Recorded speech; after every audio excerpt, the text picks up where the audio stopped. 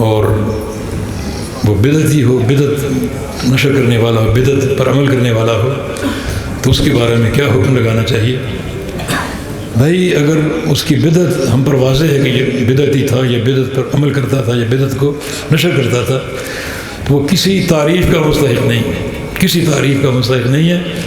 اگر کسی بدعتی کی تعریف کرو گے تو بدعتی تو سب سے مبغوض ہے اللہ کے نزدیک۔ ایک بدعتی انسان میں، یہ محدثین کا، سلف صالحین کا منہج ہے، ایک بدعتی انسان میں اگر 100 خوبیاں ہوں، ایک بدعت ہو تو ایک بدعت 100 خوبیوں کو پراگندہ کر دیتی۔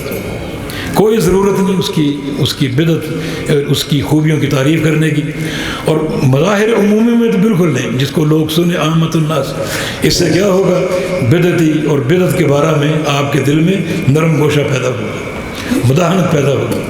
جو آپ کے دل میں بدعت کی نفرت ہے وہ ختم ہو جائے گی، نرم گوشہ پیدا ہوگا، اور یہ چیز تربوی اعتبار سے، تعلیمی اعتبار سے انتہائی خطرناک۔ لیکن فوش شدگان کو برا بھلا مت کہو، گالی بھی مت دو۔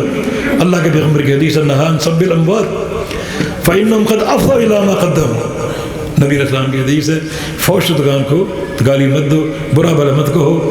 جو انہوں نے آگے بھیجا وہ انہوں نے پا لیا، آگے بھیجا وہ اللہ جانتا ہے، ہم نہیں جانتے۔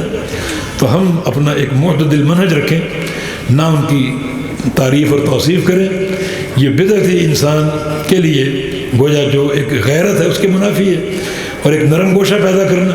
اور بدعتی انسان چونکہ اللہ سے محاذ رائی کر رہا ہے تو اس کی تعریف کرنا آپ بھی اللہ تعالیٰ سے محاذ رائی کر رہے ہیں۔ اور دوسری بات یہ ہے کہ ایک نرم گوشہ پیدا ہوگا۔ ہمیں چاہیے کہ ہم اپنا ایک صحیح منہج جو سلف صالحین کا تھا اپنے اندر پیدا کریں، اسی پر جو ہے وہ اکتفا کریں۔ بارک اللہ فیکم ونفع اللہ لی وإیاکم بالکتاب والسنہ۔ اقول قولی ھذا واستغفر اللہ لی ولکم وآخر دعوانا ان الحمد للہ رب العالمین۔